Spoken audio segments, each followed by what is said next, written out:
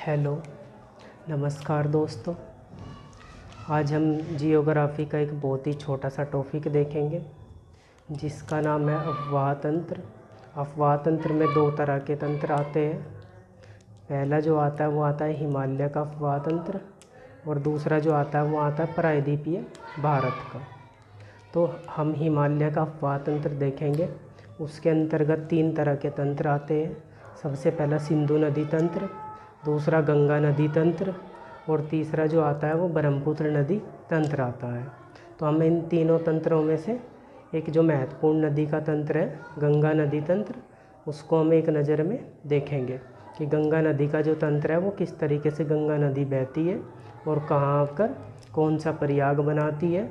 और एग्ज़ाम दृष्टि से भी जो सवाल महत्वपूर्ण है उनको हम अच्छे से रिवाइज़ करेंगे और अच्छे से तैयार करेंगे।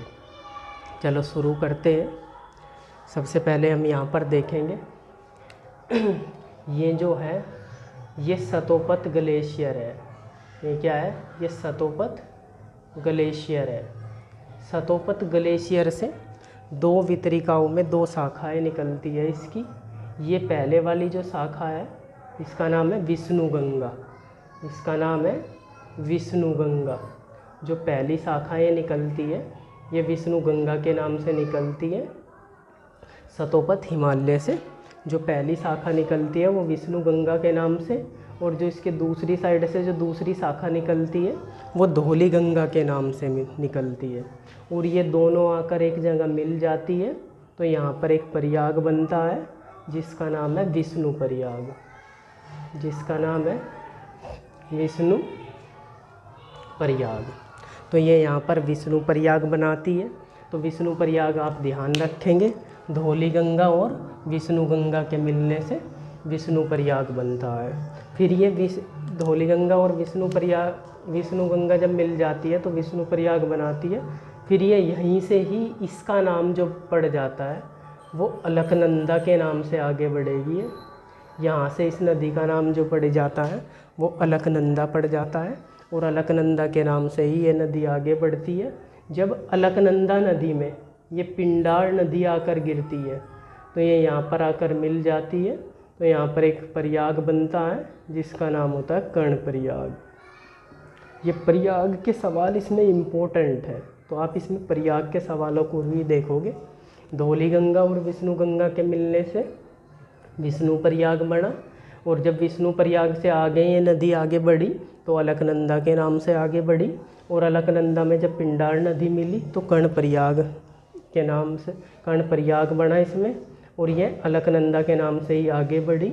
और जब अलकनंदा में ही जब मंदाकिनी नदी मिली यहाँ पर आकर तो ये यहाँ पर एक और प्रयाग बना, उसका नाम है रुद्र प्रयाग। तो ये रुद्र प्रयाग यहाँ पर बनाया इसने। अलकनंदा और मंदाकिनी नदी के मिलने से रुद्र प्रयाग बना। इस चीज़ को आप ध्यान रखेंगे। फिर इधर से क्या हुआ, इधर गंगोत्री आप ध्यान रखेंगे। गंगोत्री ये गोमुख में जो जाते हैं ना गंगा निकलती है जो कहते हैं, तो गोमुख से जो निकलती है गंगोत्री से वो एक वितरिका निकलती है, एक शाखा के रूप में निकलती है भगीरथी नदी। अब आप ध्यान रखेंगे इसका, भगीरथी नदी। अब जो ये आगे बढ़ी ये भगीरथी नदी है जो गंगोत्री से निकल कर चली और गंगोत्री से यहाँ आगे बढ़ी, और आगे आकर जब ये यहाँ पर मिली इसमें अलकनंदा नदी में, जब अलकनंदा और भगीरथी नदी मिली तो बनता है यहाँ पर देव प्रयाग। ये प्रयाग आप ध्यान रखेंगे, देव प्रयाग। अब ये जो नदी है अब ये गंगा के नाम से चलेगी आगे। ये चीज़ इसमें बड़ा ध्यान रखने की है। हम क्या है गंगा नदी तंत्र को देखते हैं तो बस ऐसे ही समझते हैं कि गंगा नदी गोमुख से निकल कर चलती है, लेकिन नहीं, जो शाखाएं जिस तरीके से निकल कर चली वो ही देखेंगे। ये सतोपत हिमालय से, सतोपत ग्लेशियर से जो निकल कर चलती है विष्णु गंगा धौली गंगा दोनों मिलकर विष्णु प्रयाग बनाती है। अलकनंदा के रूप में फिर आगे बढ़ती है। अलकनंदा में जब पिंडार नदी मिलती है तो कर्ण प्रयाग बनाती है। मंदाकिनी जब अलकनंदा में मिलती है रुद्र प्रयाग बनाती है। फिर गंगोत्री से गोमुख से, एक बार तो यही पूछा गया कि गंगोत्री जो है ये भगीरथी निकलती है, ये गढ़वाल हिमालय से निकलती है, गढ़वाल हिमालय से। ये आप ध्यान रखेंगे, ये गढ़वाल हिमालय से निकलती है। तो ये इस तरीके से भगीरथी और अलकनंदा दोनों मिलकर कौन सा प्रयाग बनाती है? देव प्रयाग बनाती है। अब यहाँ से गंगा नदी आगे बढ़ी, आगे यहाँ पर नैनीताल के पास में, यहाँ पर इसमें क्या हुआ, नैनीताल के पास में जब ये आई तो इसमें रामगंगा मिल गई, इधर वाली साइड से इसमें रामगंगा मिली। फिर ये इधर की साइड से एक बंदरपुछ चोटी से यमुनोत्री से, यहाँ से बंदरपुछ चोटी है ये, और यहाँ पर ये है यमुनोत्री। यमुनोत्री से कौन सी नदी निकल कर आ रही है? यमुना नदी। यमुना नदी आती है मिलकर, और यहाँ पर आकर ये मिलती है और यहाँ पर बनाती हैं ये प्रयाग।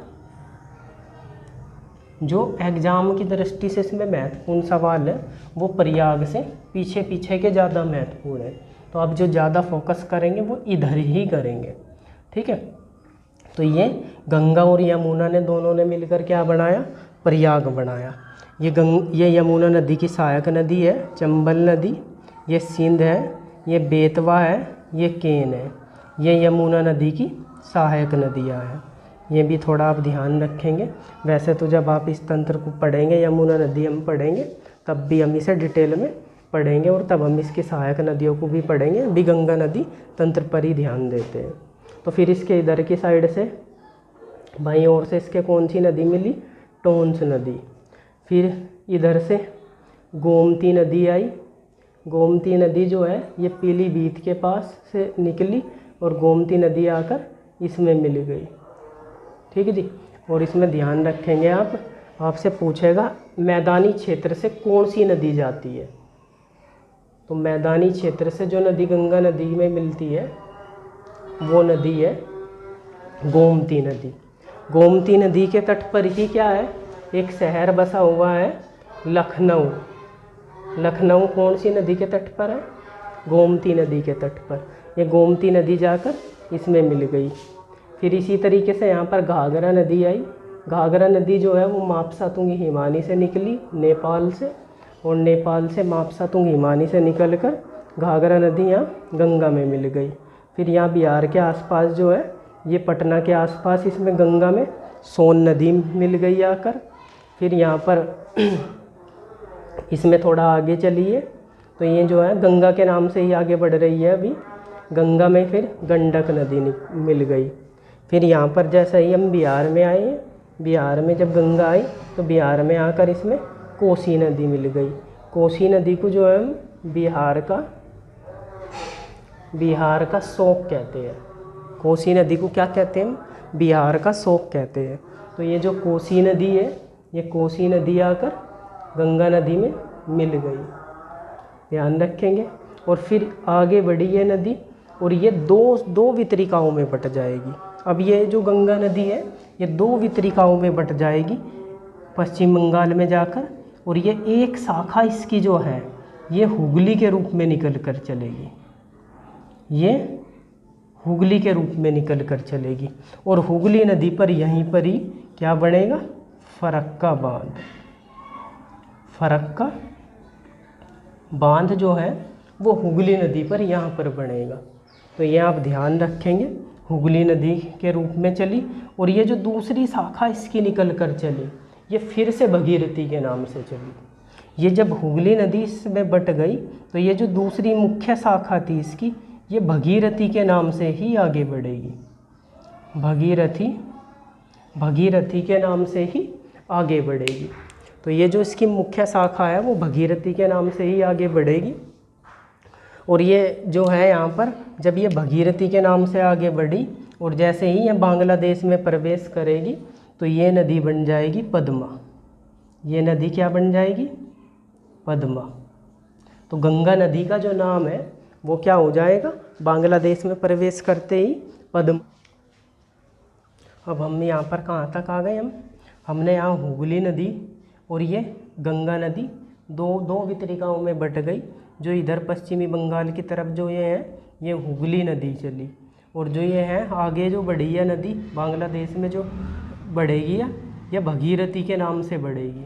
तो यहाँ से हुगली नदी के बढ़ते ही ये भगीरथी के नाम से आगे बढ़ी, और भगीरथी जो है ये बांग्लादेश में प्रवेश करते ही पद्मा बन जाएगी। तो गंगा नदी का बांग्लादेश में जो नाम है वो पद्मा के नाम से जानी जाती है।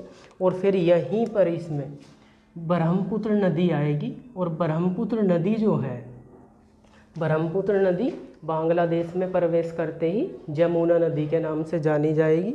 और ये जमुना नदी और पद्मा नदी दोनों जाकर ये पश्चिमी बंगाल के क्षेत्र में और बांग्लादेश के कुछ क्षेत्र में सुंदरवन का डेल्टा बनाएगी। और ये जो डेल्टा है ये विश्व का सबसे बड़ा डेल्टा होगा। ये जो है सुंदरवन का डेल्टा यहाँ पर बनेगा बांग्लादेश और ये पश्चिमी बंगाल के क्षेत्रों में। तो ये सुंदरवन का डेल्टा ये विश्व का सबसे बड़ा डेल्टा होगा। अब यहाँ से जो यह नदी आगे बढ़ेगी ये अनेकों वितरिकाओं में बट जाएगी, लेकिन जब ये आगे बढ़ेगी एक मुख्य वितरिका के रूप में, तो इसमें इधर से आकर एक नदी मिलेगी, उसका नाम होगा मेघना नदी। मेघना नदी, अब जो ये मेघना नदी है, ये मेघना नदी जब इसमें मिल जाएगी तो अब गंगा नदी का नाम जो है वो फिर से क्या पड़ जाएगा, मेघना। और ये मेघना नदी के रूप में क्या है, आगे बढ़ेगी और यहाँ पर जाकर बंगाल की खाड़ी में गिर जाएगी, बंगाल की खाड़ी में गिर जाएगी। तो ये था गंगा नदी तंत्र। उम्मीद करता हूँ आपको इसमें अच्छा समझ आया होगा।